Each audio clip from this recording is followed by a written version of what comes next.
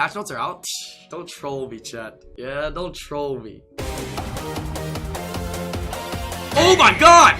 Oh my god! Chat, we're going through this. I don't care. We're going right through this. Balance patch! Oh my god! Happy New Year's 2020, baby! Nobody spoil it. Nobody spoil it. Please. Anubis. Dark Anubis! I summoned this for Silent.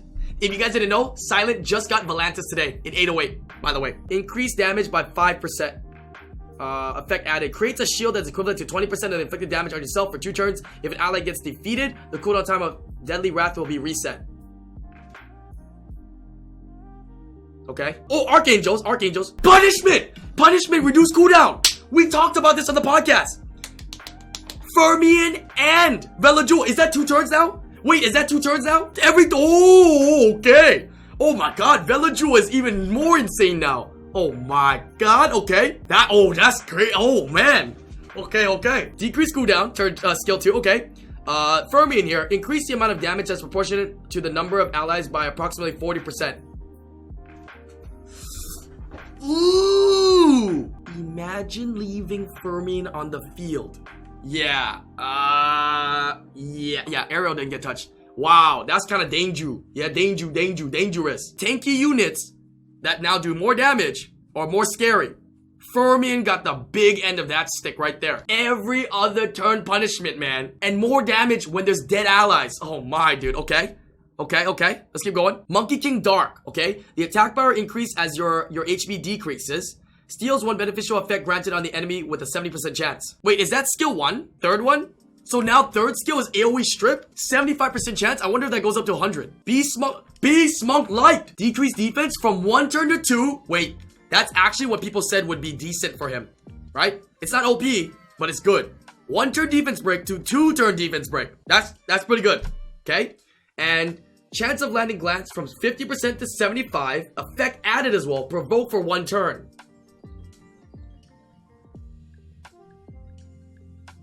Okay. Yeah, okay.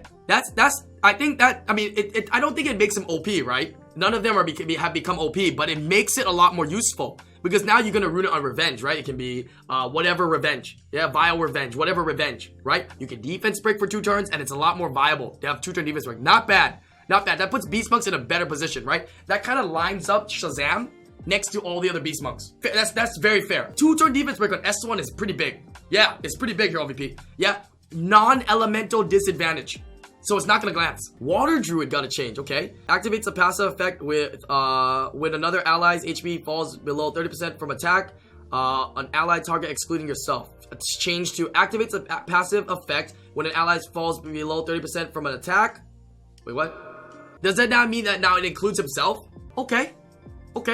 Like we already discussed prior, we already kind of discussed about Albelio, or Albert, as I like to call him, and he's already considered, in my opinion, okay, right? He's not as bad as people make him. He's okay. So this makes him a little bit more viable. So basically, instead of just trying to, get rid of the problem, which might be him, and getting rid of him, it's not as easy to do that now, right? Okay, fine. Jiwu's third skill changed to attack all enemies with devouring power to remove beneficial effects on all enemies and decrease the attack bar by 15% each. Additionally, decrease each enemy's attack bar by 15% per beneficial remove for each enemy.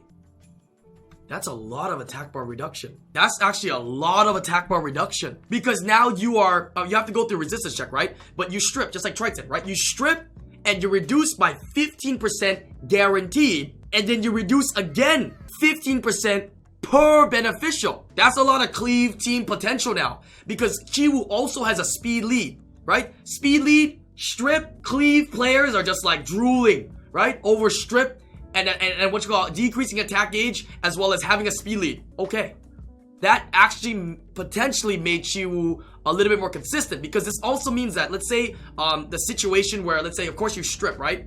You're going to reduce, and you reduce attack gauge after, and you're going to reduce additionally, right? But this also takes place for units that, don't have immunity, right? So the issue before, as you can see here, is it says, decrease the enemy's attack bar by 15% per beneficial effect. This was prior from the removed buffs, right? But now, even if a unit doesn't have buffs, you will still, right, before resistance check, strip with a 100% chance to strip and reduce their attack gauge, even if they don't have will, right? Especially if they don't have will. So that's That makes it more consistent of a strip. Yes, it reduces the attack gauge of everybody. So units without immunity still get an attack bar reduction. Wow. Yeah, Jiwu Wunsa. Oh my, okay. Alright, I see what, okay. 30% attack bar reduction. No. 30% or more. If they got shield runes and will runes, if they have shield runes, will runes, and Wusa buff, right? You're gonna reduce by 15%. There's no cap, right? 50% per beneficial, no cap. If your opponent has 4 buffs, you're gonna reduce by 50% per buff that you strip. All of it. Fire Hell Lady. Okay, Soul Crusher here. Inflict damage which ignores all effects that resist death.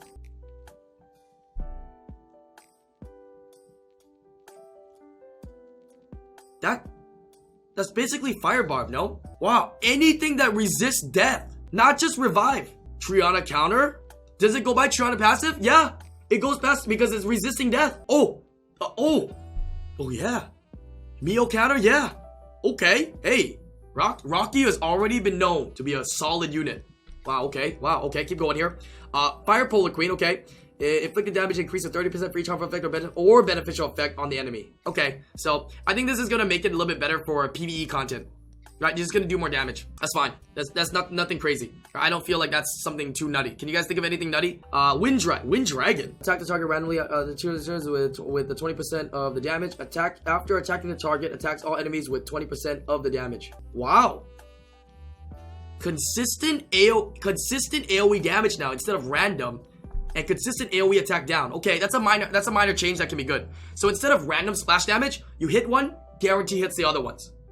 Okay, like that. Mini Punk Back. Yeah, I like that. Mini Punk Back. Yes, more consistent if you want to go Despair on him, right? A lot of people go Vile, but you can opt for Despair because most of the times when you're doing battles, you're trying to Vile so you can Vile into the 3rd skill again, but do you really need that in most of your situations that you're drafting? Right? If you're drafting and you're playing, right, one reset with Jameer should already set you up for success. Right? So the vials are negligible, right? The Despairs, on the other hand, while getting that first rotation of S3, can be viable.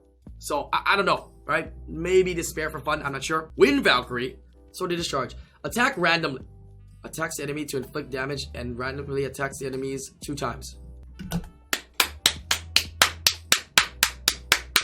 That's so much better. Okay, wait, you need to listen to this though. This does not mean that it cannot derp. It guarantees your first hit. It can still randomize, but the first hit will go on the first unit, so you can choose. It can still derp. So what does this mean? This means that when it derps, you feel even shittier than you felt before. IslandGrown chat. That's what I got out of that. That's just what I read right there. I'm just saying, you know. Just saying, you know. Yeah, you know who's gonna get cucked, right? You know who's gonna get cucked in Guild Wars, right? Okay, yeah. It's good against Trianas now because you can target the Triana first. You're right. Wind Cannon Girl resets whenever your turn ends. Reset after you attack on your turn. Okay. So let's just say, example, you're stunned, or let's say, example, you get in a situation where you didn't move. It doesn't reset yet because your turn didn't end. So basically, this buff is actually pretty big. Yeah, it's literally this big. That's kind of small. Literally this big. Yikes. Yep. Dragonite Wind. Decrease the attack bar by 10 to 15%. Okay. Samurais. Wield. Effect added. Activation of chance of Skyward increases by 10% additionally when you land a crit. Okay, so higher activation chance. Air Slash, higher activation chance by 10%. Okay. Fire and Dark, this is the AoE. Oh no, this is the double slash S2. The chance of activation increased by 20% additionally. Okay, so skill 1s are 1% or 10%. Skill 2s are 20%. Sorry, the Air Slash is all 20%. So skill 1 is 10% increase. Skill 2 is 20%. Skill 1 is at 10%. Skill 2 is 20%. And skill 3 is 30% increase. But you have to crit. Okay? So it's higher consistency of Supreme Skywolf, which is a really good second skill to do once you activate it. Right, so okay, nice to know. All right, that's what they all say. Okay, great. Neostone Agent Fire. Attack command. Skill cooldown time of attack command is decreased when you attack together. So it's lowered by 1 more turn. How many turns is it already? 4 turns. Now it's 3 turns. Actually, pretty good because that means more rotations with that. No, units that already attacked with her already reduce cooldowns. Yep. Oh, the Dark Monkey King is second skill balance. Oh, okay. So the Dark Monkey King is actually AoE second skill that steals beneficial. So it's a second skill strip. Okay. Let's keep going here. Neostone Agent Light. Oh, okay. Neostone Field. Decrease cooldown. Okay. From 8 to 7. Okay. And then skill ups. Before, protect all allies with the holy... Okay. Protect allies with holy power. The target ally will become invincible for 2 turns, and the other allies will receive endure for 1 turn. Okay. Change to grants immunity on all allies for 2 turns with holy powers. In addition, the target selected will become invincible for 2 turns, and all other allies will be granted with a shield that proportionate to the level of your level for 2 turns. Wait, that's pretty good. Wait, that's actually pretty good. It's basically a mini Wusa. 1 less turn, but somebody gets invincibility. What is speed? What is speed of that? These are like important stuff when you see these units. 103. No, 104. Not bad. Not bad. 101. Okay, not bad. Not bad. Because this. Oh man, that's not bad. Do you know the turn cycling you can do there? This is like a mini Rakuni S2. Wow. Okay. Oh, interesting. Yeah, 7 turn cooldown though. It's a long one. Yeah, 7 turn cooldown, but after skill ups goes how low? Yeah, 7 turn cooldown, but goes how low? Goes on to 4. No, 4 turn cooldown. 4 turn 1 max. Not too bad. Not too bad. Yeah, there's a 2 turn gap though. Right? Unlike Wusa, which is a 1 turn gap, it's a 2 turn gap. So Wusa is 3 turn immunity, 3 turn shield, right? With a 1 turn gap. This is a 2 turn immunity, 2 turn shield with a 2 turn gap. Okay, and what happens to their sharp strike? Instantly get a turn if the target has 30% or less HP after the attack. Instantly get a turn another turn if the target HP is less than 50% after attack. Wait, what? Oh, they were fighters? Okay, so it makes Neostone fighters because you're probably going to use it for Guild Wars, right? You're going to use it in Guild Wars, and it just makes it so it's more consistent to kill something. If you nuke down to 50% with that, then you go again and you finish. Neostone fighter, okay. Neostone fighter fire. The damage you will receive decreased by 20% additionally if you're under harmful effects. So you have defense break. You would take 20% increase reduced damage. Okay, right. Neostone fighter win. Decrease the enemy's attack bar from 30 to 50. So they're trying to make Neostone fighters more viable. Okay. Neostone light, increase the damage that's proportionate to the shield amount by approximately 40%. It creates a shield that's equivalent to 50% of the damage dealt. Creates a shield that's equivalent to the inflicted damage. So if you hit really hard, you make a huge shield. That's not bad.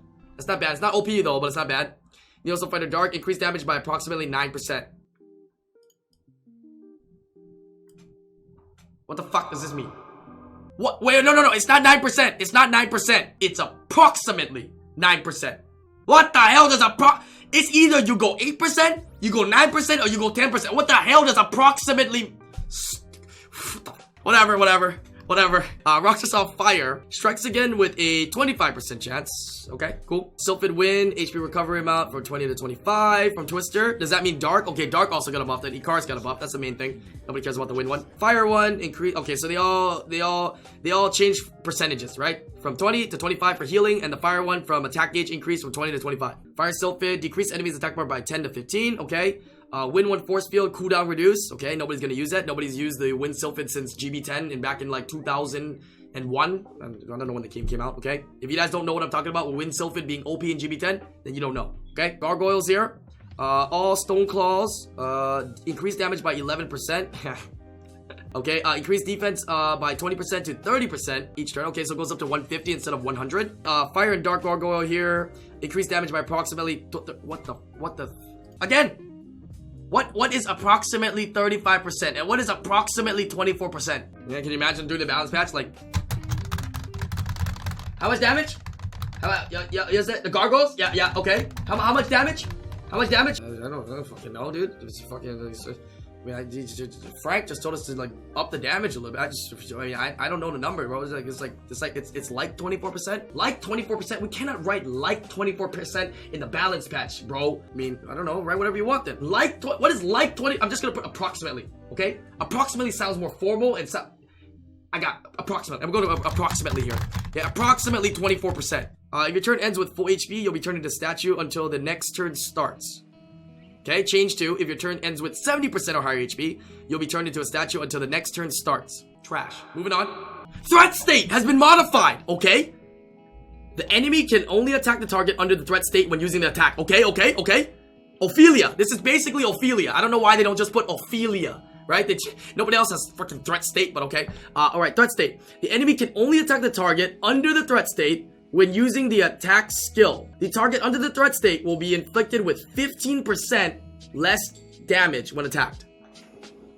Don't you mean approximately 15%? Yeah, just memeing. Okay, but okay. Yeah, nice added bonus, right? Added bonus, right? You get less damage, a little bit harder to kill Ophelia, right? Okay, so does this mean you are releasing more threat state units, because with new threat state units, they could combine different skills, right? Support type, damage dealer type, right? You know, these other skills that can make units even stronger, right? Because right now we have Ophelia, but does this mean we're gonna get some more threat state units, right? Because if it is, then, you know, this can combine and work well with it. And this is accentuate Ophelia already. Ophelia is not trash. Ophelia is not OP. Ophelia is okay. So, I mean, it does accentuate her. So, great. That makes it more toxic on defense now. Samurai Light. Increase resistance to increase speed. This is what you... Holy... 120 base speed Tulsi. Holy moly. Does he scale on speed? I thought one of these scaled on speed. Do they not? Oh, right here. Skill 2 scales on speed. Damn. No, your speed is increased. No, it doesn't scale on speed. Nothing scales on speed. I thought, I swear something scaled on speed. I guess maybe not. Maybe it's just a speed buff that I'm thinking of. Damn. But still, 120 speed, not bad. Speed nuker. Actually, speed nuker. Okay. Increase accuracy to crit rate. Oh, makes the dark one easier to rune. Okay, great. These are 3 of the best AoE damage dealers in the game. Fire, light, and dark.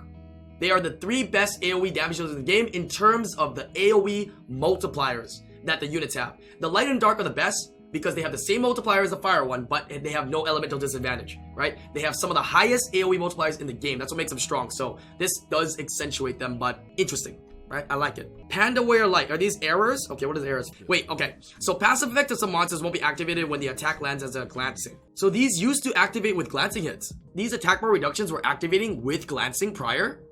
These are all nerfs, right?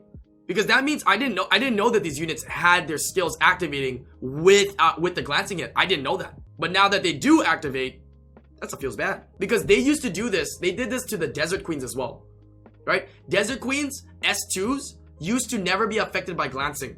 And now Desert Queens S2s are affected by glancing. True or false, chat? Tell me if you remember the same thing.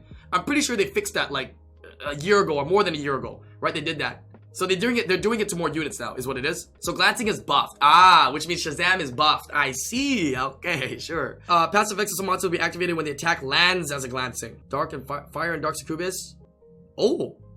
Wait, that's actually not bad. That's actually not bad for fire succubus and dark succubus. Right? People are already using the dark and fire one for fun, or the dark one in particular. So now, the dark one, Twisted Joy is the one that you strip and you the 3 buff strip or whatnot. Right, S2. So now if you glance, you still do that. So glancing debuff. I mean, dark units cannot glance already, right? They won't glance. But if there is glancing debuff on them, or glancing debuff, or if they have anti, crit or glancing debuff, then you will not, you will still glance. But now you will still strip with that. Okay, good to know.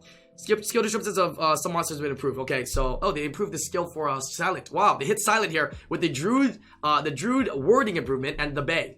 All right. All in all, I must say my overall opinion about this balance patch is that it's approximately good. It's not OP, but it's approximately good. I think the big winners in this and the ones to look out for is the Vela Jewel. The Vela Jewel, man.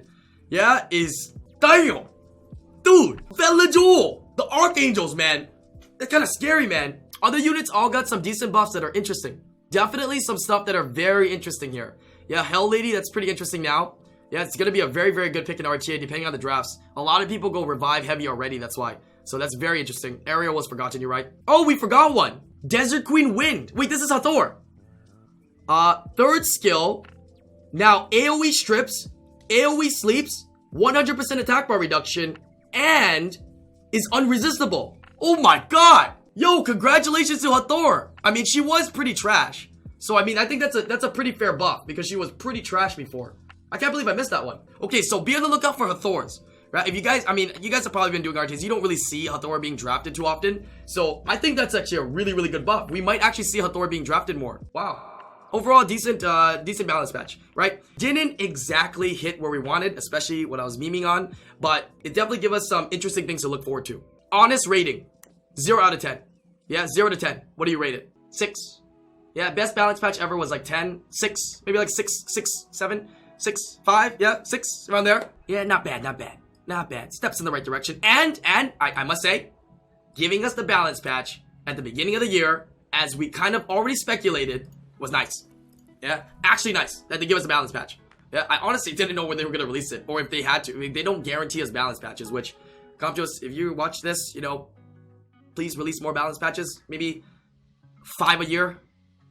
If we fall short, 4 a year. Yeah, or if we fall short of that every RTA season. Every RTA season. That's 4 a year, right? Every RTA season. Balance patch. Okay? If we could do that, I mean, I'm not going to greed for more, but if you want to give more, that'd be great. But every RTA season, new balance patch.